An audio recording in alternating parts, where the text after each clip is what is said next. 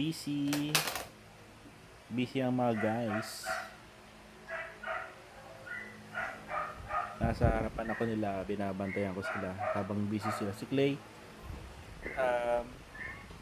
nag, Making bathroom. nagpabili ng watercolor. Mag-ano raw siya, paint. Pinapabayaan ko lang siya magkalat. Babayan ko lang siya kung ano magawin niya dyan. So, okay. Para makita yung talent niya kung saan. Si Ate Arian ay nagre-review kasi may exam sila bukas. Ano ba ngayon? Tuesday? Wednesday, no? September 17, 2025. It's 6:30 p.m.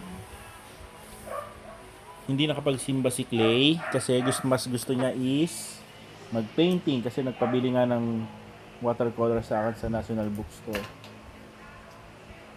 Mamaya bago matulog, magre-review naman si Clay. Pagkatapos ni ate niya mag-review,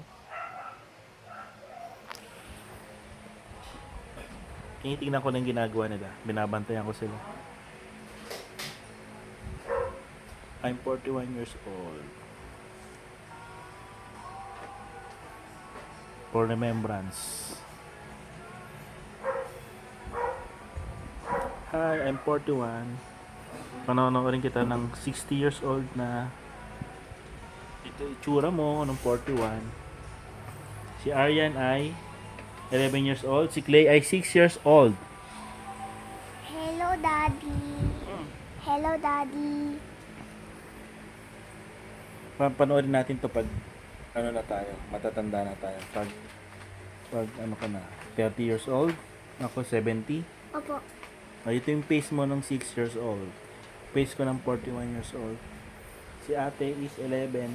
Years old. Grade 6, tsaka grade 1. Grade 1 and grade 2. Yes.